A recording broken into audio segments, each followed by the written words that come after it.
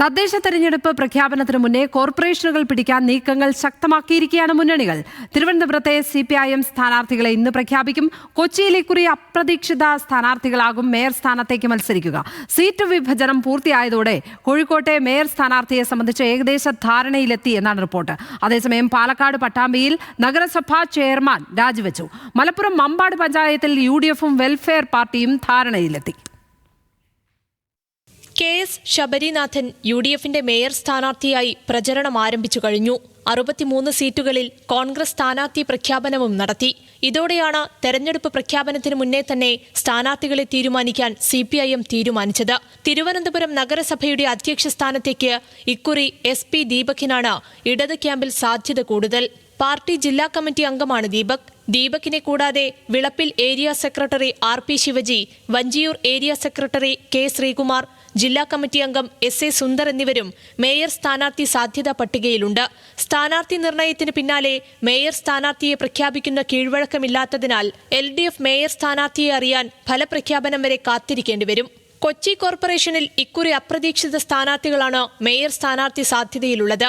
UDF camp Shine Mathew, Deepa Anil എന്നിവരാണ് പരിഗണനയിൽ. LDFിൽ നിന്നും പൂർണിമ നാരായൺ, ദീപ വർമ്മ എന്നിവരുടെ പേരുകളാണ് ചർച്ചകളിലുള്ളത്. കോഴിക്കോട് ജില്ലയിൽ സീറ്റ് വിഭജനം പൂർത്തിയാക്കിയ UDF അഡ്വക്കേറ്റ് PM നിയാസിനെ മേയർ സ്ഥാനത്തേക്ക് പരിഗണിക്കുമെന്നാണ് വിവരം. LDF സ്ഥാനാർത്ഥി പ്രഖ്യാപനം നടന്നിട്ടില്ലെങ്കിലും മുസാഫിർ അഹമ്മദിന് അവസരം ലഭിച്ചേക്കുമെന്നാണ് റിപ്പോർട്ടുകൾ. തദ്ദേശ തെരഞ്ഞെടുപ്പിന് മുന്നേ പാർട്ടികളിൽ നിന്നുള്ള കൊഴിഞ്ഞുപോക്ക് ഇന്നും തുടർന്നു. പട്ടാമ്പി നഗരസഭ വൈസ് ചെയർമാൻ TP ഷാജി രാജിവെച്ചു.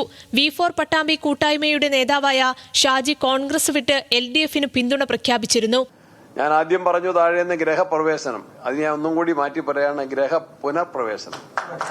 വീണ്ടും തറവാട്ടിലേക്ക് ഷാജിയെയും ആളുകളെയും വെൽക്കം ചെയ്യുന്നു. ഇത്ര ആളുകളെ കൂട്ടിവരാൻ, കൂടുതൽ ആളുകളെ കൂട്ടിവരാനുണ്ടായിരുന്നു.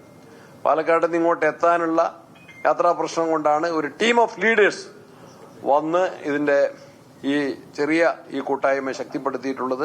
തെരഞ്ഞെടുപ്പിന് മുന്നോടിയായി മലപ്പുറം മമ്പാട് പഞ്ചായത്തിൽ UDFും വെൽഫെയർ പാർട്ടിയും ധാരണയിലെത്തി.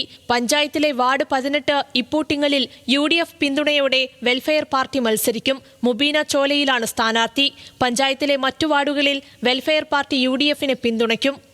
News desk, news Malayalam.